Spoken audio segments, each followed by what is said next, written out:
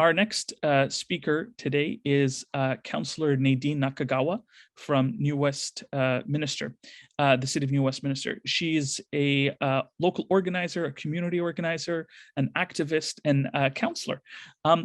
Here's a point that's important to emphasize: the work municipal governments do in addressing hate, racism, or social challenges is in many situations vitally more important than any other government organization. Municipal governments are those that touch our lives in the most direct ways, and having support from them for these causes is what really helps to change the online or the real world experiences for many people. Nadine has worked on these issues relating to housing, public spaces, reconciliation, engagement, childcare, reconciliation. She's the chair of the Reconciliation, Social Inclusion, and Engagement Task Force, as well as the chair of the Environment and Climate Advisory Committee. For her work, Nadine was named the 2017 Citizen of the Year at the Chamber of Commerce Platinum Awards. We're always honored to have you with us, Nadine. Thank you for joining, and the floor is yours. Thanks so much. It's nice to be here, and I've been really interested by all the conversation that's happening. We'll start by acknowledging that New Westminster is on the unceded and unsurrendered territory of the Hunkaminam-speaking people, and it's really complicated to be taking up colonial government positions and valuing reconciliation on unceded land. And I just want to acknowledge that is a point of ethical conundrum as well. A couple of weeks back, it's the 80th anniversary since the internment of the Japanese Canadians. And also in April, it was my grandmother Kaniko's 99th birthday, and she was interned in Popoff. And just a couple of weeks back, we had a family who was moved from New Westminster come and speak at our council meeting. And it was really moving to hear from them, because it's such a reminder that governments have done and do really egregious acts to people.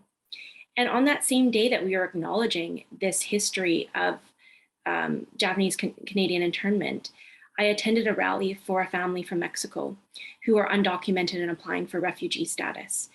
New Westminster was one of the first cities to have a sanctuary school policy, meaning that we have a safe school that everyone can come regardless of immigration status. And yet CBSA followed the family and picked up the mom, and they're now at risk of deportation. And it was such a stark reminder that who belongs on this unceded land, but who gets to be here, who gets to be part of our community, has always been fraught and has always been contentious. And it's such a reminder to be in solidarity on issues like immigration detention that are really pressing for communities today. I want to take a bit of a different tact and talk about what municipalities can and should do on these issues in a really tangible way. Because following Dr. Ibram X. Kendi, who says basically that we will not ever win the hearts and minds of everybody, and leaders need to lead, and they need to form policy that is in a position of leadership and bring communities with them once they realize that actually communities that are better for folks on the margins are actually better communities that are better for all of us. That's how we actually win the hearts and minds.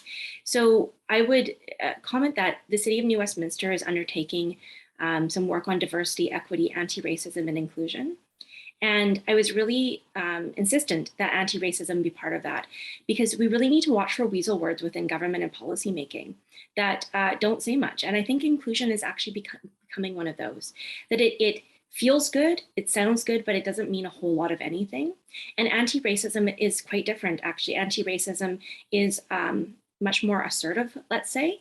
And so I really wanted that to be there. But the fact is that New Westminster is an incredibly diverse community. And our city as an organization doesn't look like it. And that is a problem. And we need to address that. So that's true of all levels of government. When I'm from Vancouver Island, when I walk in Victoria, it's a very white city. It's a government city. What does that say about the bureaucrats making policy on behalf of all of us? So sometimes the work needs to start inside before it goes outside. The other thing that I would just comment on is when we have cities and bureaucrats and elected officials that don't look like our communities, the policy follows that. Before I was on council, the city was undertaking a revision of our official community plan, which is like the master plan document for our community. And we were talking about where the heart of the community was. And a lot of people said, oh, Queen's Park, downtown. But not a lot of people said 12th Street, which is where there are businesses from the Caribbean community, from the Filipinx community. There's roti places, there's Chinese food, there's so many different businesses there, but they don't serve the white community. They serve very particular communities. And when we talk about that not being a heart, the result is that it was open for gentrification and those businesses were at risk.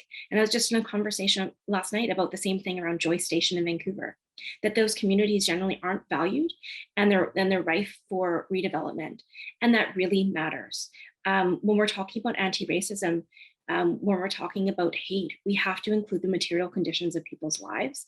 It can't just be a theoretical concept. We have to acknowledge things like safe and affordable housing, access to transit, and what kind of food we have access to, what kind of communities, places we have access to, public spaces, community centers. Do we feel safe in our parks? So that's what cities are responsible for. And I think we have to keep an eye out for things like redevelopment and think about who's winning here and who's losing. And too often when we think about development, I'll use Vancouver as an example because it's better known than New West.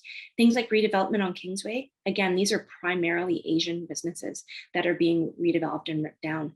So we have to consider that when we're talking about anti-racism and hate.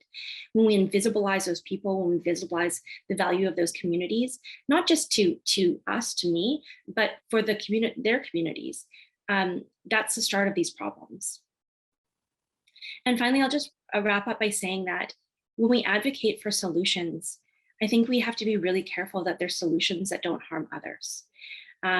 We know when we're talking about increasing things like surveillance or policing, that there are Black and Indigenous community members, disabled community members, and members from the LGBTQ2S+ community who don't feel that that makes them safer.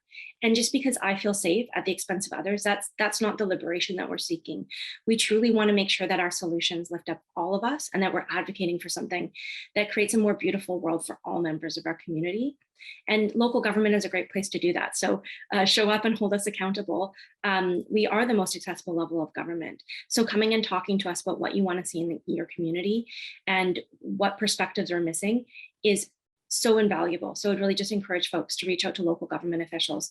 It's a great place to start activism. It's a great place to start community building and change making. Thanks for having me here.